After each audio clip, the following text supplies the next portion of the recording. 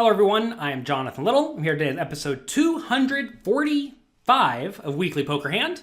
The numbers are getting so big, do I forget each week, so I apologize. Thank you all for being here with me. If you've not gone back and listened or watched all of them, you can find all of the recordings at jonathanlittlepoker.com/WPH. Also there, I post a weekly educational blog. It's been going for, 4 or 5 years now, about as long as Weekly Poker Hand, maybe longer. And I do a lot of work there for you all. So go there, check it out, share it with your friends. That would be very, very kind of you, and I would appreciate it. All right, let's get into the hand today. This hand is from a 5-5-10 game at Stone's Gambling Hall. They call it a gambling hall for a reason. People come here to gamble. It says right there on the table, Stone's Gambling Hall. Folds around to Basie. You all remember Basie from the previous episode of Weekly Poker Hand, who has Jack 7 of hearts in the hijack seat. He opens it up to $40. And this is just a little bit too loose in my opinion. Listen, Jack 7 suited, it's okay, it's suited. In situations like this, you always want to ask, if this hand was offsuit, would I even consider playing it? And with a hand like Jack 7, the answer is almost always no, right? I mean, you see this very often when people defend the big blind with Jack 3 suited or 9-4 suited. They're like, well, it's suited, I can play anything if it's suited. But really you can't. Especially if you're facing a big raise. Obviously here, Basie is raising, so this is at least defendable. But it's a little bit too loose. All right, now Dave O in the cutoff with Ace-7 offsuit elects to call. And Dave, I think this is a significant mistake. Even if Basie is opening too wide, as maybe he is, we've seen him raise King 2 of spades the previous hand, and we see him raising Jack 7 of hearts this hand. Even if he's opening too wide, Ace-7 offsuit is not a good enough hand to call with. You're going to be so dominated in this scenario, either by Basie or by someone yet to act. So just fold. Fold Ace-7 offsuit. If you're going to play it, you need to be 3-betting it, because at least then you can make your opponent fold out stuff like Ace-9 or Jack 10, right? They're going to be folding those hands, and those are hands that are all doing fine against you. With the hands that are very near the bottom of a normal calling range, usually you're going to be better off re-raising those. And when you re-raise, make it big. He made it 40, make it 140. Put him in a bad spot. All right, now back around to the Wolf. Again, from the previous episode. He wakes up with pocket eights on the button. And now the Wolf has to decide with these roughly $1,500 deep stacks, should he be calling or re-raising? I do a lot of calling in this spot with the small pairs and medium pairs, just because you get to see the flop, right? If you re-raise, now you open the door for Basie to 4-bet you. And you really don't want to get 4-bet here. If you make it, let's say you are going to re-raise, you make it 160 or so. If Basie is going to re-raise, it would be to 400 at least. And that essentially prices you out of set mining. So now it's just a question of are pocket eights the nuts? And they're not, right? So you'd have to fold. Calling makes it way more likely for you to see a flop. And if you do call, and then someone yet to act makes it 180, you can still then call because you're in position with a deep stack. So I would definitely call in this situation. But the Wolf, being the Wolf, he makes it 140. It's interesting sizing. I don't really like 140. I think when you make it 140, what's going to happen is Basie is going to call a re-raise essentially every time, even if he's loose. It's okay, but it's not great, right? I mean, you are pushing pre-flop equity either way with pocket eights, so you can certainly say that that's a fine result because right here, Basie calls with Jack 7 of hearts. He's clearly in terrible shape. But in general, I don't think you're actually that thrilled, and pocket eights generally just plays poorly after the flop unless you make a set, right? I mean, say it comes, in this scenario, say only Basie calls and it comes Queen 10-3.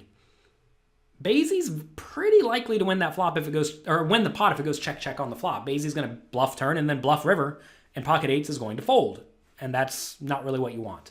So I would have set mine in this spot with all the small and medium pairs. But if I had 9s or higher or 10s or higher, I would have gone ahead and 3-bet, probably 10s and higher. But then again, like say the Wolf does know that Basie or Dave-O are just like loose and passive, then re-raising becomes much better because now you're not going to get 4-bet very often. All right, on around to Cathy in the third blind, Ace-Jack suited, playing $2,100 deep. This is a tricky spot for her because you don't really want to be cold calling too often from out of position. So in this scenario, I would almost certainly 4-bet or fold. When you do 4-bet, notice you're probably going to be against the wolf, who's playing 2,100 deep with you, so pretty deep stacks.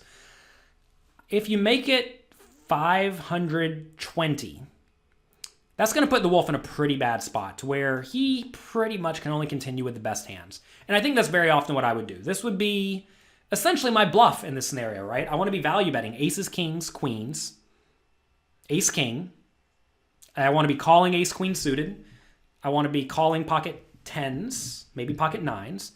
Maybe I want to be calling aces as a slow play sometimes. And then ace, queen offsuit, ace, jack suited, ace, 10 suited, king, queen suited. Those are going to be a lot of the bluffs. So you may say, well, that's not a polarized range. But if you think about it, those hands actually are the bottom of my calling range, right? Very often, if you are doing purely a 3-bet or fold or 4-bet or fold strategy, which maybe that's just best right there. It's like your 4-bet for value are aces, kings, queens, ace, king. The bluffs / thin value are ace, queen suited, king, queen suited, ace, jack suited, ace, queen offsuit. And then the complete bluffs are like ace, 10 suited, king, queen offsuit, something like that. Anyway, she folds. I think that's probably a little bit tight. I certainly don't falter for folding. I mean, it's sort of just tight, aggressive play to get out of the way there because obviously you could be in terrible shape, but you're not really playing your hand because it's great. You're not just going to call and try to flop top pair out of position. That's not what we're trying to do. We're trying to push our opponents around and produce equity with our good but non-nut hand. Anyway, back around to Basie, and now calling's reasonable. I mean, it's 100 more. You're going to be out of position, which is unfortunate. Remember, the wolf just beat him nicely in a hand just 10 minutes ago, so he may be looking for revenge. So I would not be shocked if Basie sticks around. But Basie's getting out raising chips. Remember, the re-raise was to 140. And now Basie puts in, let's wait for the graphics to catch up, 490. Nice! A7 gets out of the way. Good. And, well, this shows you why you don't necessarily want to 3-bet those pocket eights. So, now, this is a fun scenario because very often when you're playing at the table, you can just get the vibe that someone is trying to get you. And right here, if I had pocket eights and I just had a really strong feeling that Basie was frustrated and was just trying to push me around, what am I doing for my $1,500 stack or $1,300 stack? I am all in. And that may sound crazy, or you may say, well, you're only going to get called when you're beat, which is true, unless they have ace-king. The thing is, though, Basie may only be making this play with a bluff, or entirely with a bluff, or, assuming he is making it 490 with a perfectly balanced range, if you can look at his eyes, look at his face, look at his mannerisms, and tell he is bluffing, then it's like he has all bluffs, right? This is what some of the great live players are really, really good at doing, and it's why in a lot of the high-stakes cash games, there are, of course, some of the best online players in the world, or, fundamentally sound GTO players, but there's also a few field players in there who have stuck around throughout time, right? I mean, they seem to they never lose because they can look and they can tell. And I certainly don't think I have abilities like some of the greats, but I certainly have it to some extent. And very often, the most obvious time people will do things like this are when you just beat them in an earlier pot, or maybe when they feel like they got owned in an earlier pot. And that's the time where you have to realize this guy's out of line. He just put in 49 big blinds pre-flop with Jack 7 of hearts, and sometimes just have to be willing to go with it. That said, the wolf looks annoyed. When the wolf looks annoyed like this, he's probably just folding. Whenever you put your hand in your head and shuffle your cards around, shaking your head, oh no. He's folding. But Basie there. Took him to the gambling saloon. Fired away. And he picked up the pot. That's a pretty fun hand. I like that. I'm hoping to see a lot more of hands like that here from Stones Live. This is a pretty action-packed 5-5-10 game. I didn't know how many episodes of Weekly Poker Hand I'd make out of this one, but it seems like a fun one, so I think I am going to stick with it. If you all like me using this live footage, please let me know. I know if you're listening on iTunes, it may be a little bit difficult to follow, but that's okay. You can always pull it up on a phone. You can just go to jonathanlittlepoker.com/WPH. This will be the top post there. You can load up the video, so it'll work nice and easily on all mobile devices. That said, I understand that audio podcasts are great. I listen to a ton of them. So that's going to be it for today. Thanks again. Good luck in your games. Have fun. Be nice to someone.